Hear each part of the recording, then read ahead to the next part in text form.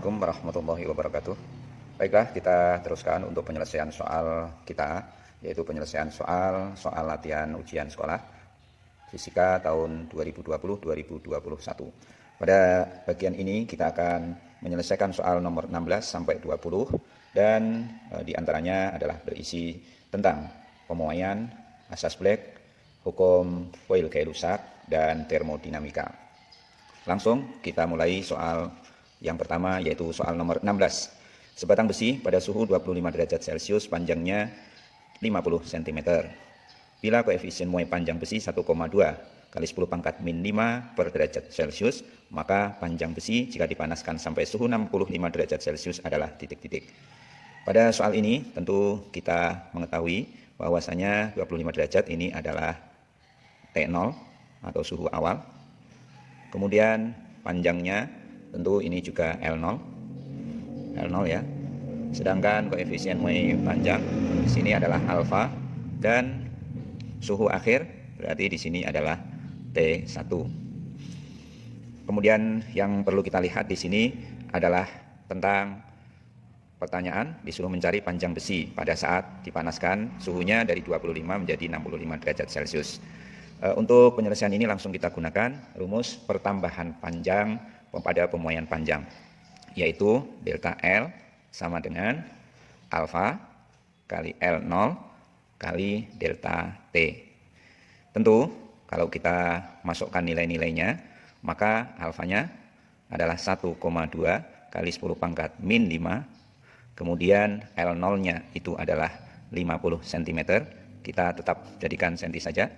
Kemudian delta T-nya tentu adalah 65 derajat Celcius dikurangi 25 derajat Celcius. Dan kalau kita hitung, ini kita jadikan 40 dulu, tentu sama dengan 12 kali 5, yaitu 60 ya. Jadi kita tulis dulu 60 kali 10 pangkat min 5, sedangkan yang ada di dalam kurung itu adalah 40. 65 dikurangi 25. Jadi kalau kita hitung hasilnya ini 60 kali 40 2400 ya, 2400 kali 10 pangkat min 5. Jadi tentu sama dengan 2,4 kali 10 pangkat min 2. Satuannya adalah sentimeter. Terus karena pertanyaannya itu tadi adalah panjang akhir, panjang dari besi setelah dipanaskan, maka bisa kita teruskan di bagian kanan di sini. Kita mengetahui bahwasanya panjang akhir LT itu sama dengan L0 panjang awal ditambah pertambahan panjang atau delta L. Panjang awalnya adalah 50, kemudian pertambahan panjangnya kalau 2,4 kali 10 pangkat min 2 ini kita jadikan dalam bentuk desimal, tentu adalah sama dengan, ini dijadikan desimal dulu ya, jadi sama dengan 0,024 cm.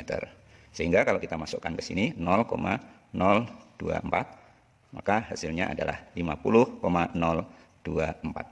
Tentu satuannya tetap cm. Jadi jawabannya adalah yang A ya. A yaitu 50,024 cm. Kita lanjutkan soal nomor 17. Soal nomor 17 di sini, jika 60 gram air yang suhunya 50 derajat Celcius dicampur dengan 90 gram air yang suhunya 0 derajat Celcius. Bila kalori jenis air 1 kalori per gram derajat Celcius, maka suhu akhir campuran adalah titik-titik. Pada soal ini tentu adalah soal tentang asas Black, yaitu campuran dua buah zat cair yang suhunya berbeda. Dan kita buat ilustrasi grafis dulu, yaitu tentang campuran dua buah zat cair. Yang pertama tadi 60 gram air suhunya 50 derajat Celcius, ini kita ambil 50 yang di atas derajat Celcius, dan nanti air yang suhunya ini masanya 60 gram dicampur ya dengan 90 gram air suhunya 0, berarti kita ini diambil di sini 0 derajat Celcius. Tentu campuran antara air yang bersuhu 0 dan 50 derajat Celcius nanti ada kalor yang dilepas ya dari air yang bersuhu 50 derajat Celcius, tentu nanti suhunya turun. Sampai di sini misalnya kita anggap TA, suhu akhir atau suhu seimbang. Sedangkan pada air yang bersuhu 0 derajat nanti dia akan naik suhunya, dan di sini kisarannya, suhunya dari 0 menjadi TA. Nah, maka di sini adalah Q lepasnya, sedangkan yang di bawah di sini adalah Q serap. Dan pada asas Black tentu berlaku Q lepas sama dengan Q serap. Kalor yang dilepas sama dengan kalor yang diserap. Di sini kita tulis Q lepas. Q itu rumus pada suhu dan kalor.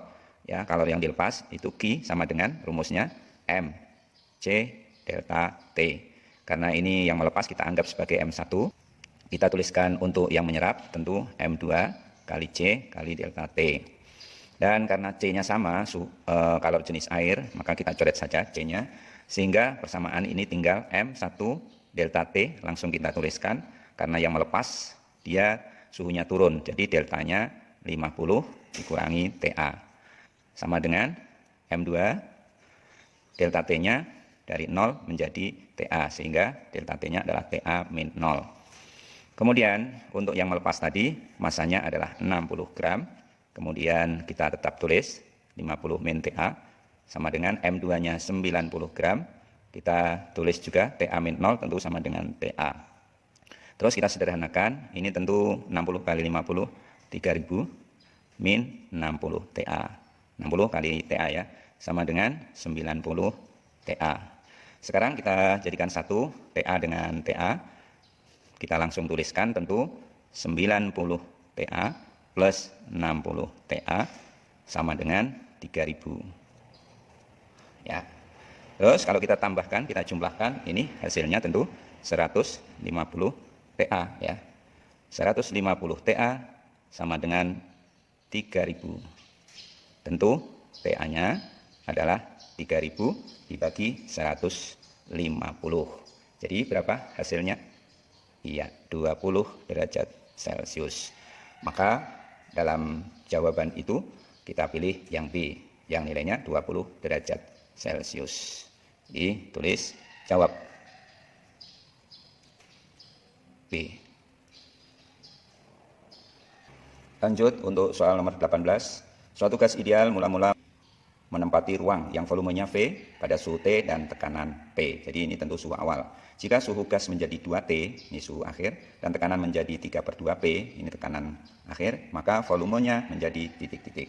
Soal ini tentu adalah soal mengenai hukum Poiseuille-Gay-Lussac, sehingga langsung kita terapkan saja untuk hukum Poiseuille-Gay-Lussac, yaitu kita ingat ya, P1, V1 per T1 sama dengan P2, V2 per T2. Karena P1-nya itu adalah P, maka kita tuliskan di sebelah kanan P, V1-nya V, T1-nya adalah T, sama dengan P2, P2-nya itu adalah 3/2P ya, berarti 3/2P. Kemudian V2 di sini yang ditanyakan, maka kita tulis V2 per T2. T2 di sini adalah 2T. Sehingga dari persamaan ini P-nya bisa kita coret, kemudian T-nya juga bisa kita coret, maka kita dapatkan, ini kita kalikan silang 2V ya, dan di sini masih ada unsur atau komponen 3/2. Jadi kita tuliskan dulu yang sebelah kiri 2V, kemudian sebelah kanan 3/2V2. Kalau ini kita cari nilai dari V2-nya, maka kita akan dapatkan V2 sama dengan berapa? Ya, 4/3V. Artinya di sini volume yang keduanya menjadi 4/3V dan jawabannya adalah B ya. Selanjutnya soal nomor 19. Perhatikan diagram kalor mesin Carnot berikut ini. Jika Q1 dan Q2 masing-masing 4000 Joule dan 1200 Joule, maka efisiensi mesin adalah titik-titik. Mesin Carnot ya. Reservoir suhu tingginya T1, dia mensuplai kalor Q1. Kemudian nanti kalor tersebut akan digunakan untuk melakukan usaha sehingga ada kalor yang masuk ke reservoir suhu rendahnya Q2. Pada mesin Carnot ini berlaku efisiensi, rumus untuk efisiensi itu adalah eta sama dengan, masih keingat ya, Q1 min Q2 per Q1. Ini rumus efisiensi mesin Carnot. Dan kita masukkan nilai Q1-nya 4000, kemudian Q2-nya 1200, dan Q1-nya adalah 4.000. Maka 4.000 dikurangi 1.200 berapa? 2.800 dibagi 4.000. Tentu bisa kita coret nolnya 2 di atas, 02 di bawah, ya, menjadi 28 per 40. 28 per 40. Tentu karena efisiensinya ini tadi rumusnya kurang, kali 100%, jadi kali persen ya. 100% juga, dan ini juga tentu kali 100%, dan ini juga kali 100%, sehingga kita dapatkan ini tentu 0,7 ya, 28 dibagi 40, eta sama dengan 0,7 kali 100%, dan tentu jawabannya 70%. Jadi jawabannya adalah E. Selanjutnya untuk sesi ini soal terakhir nomor 20. Pernyataan tentang ciri-ciri gelombang sebagai berikut. 1.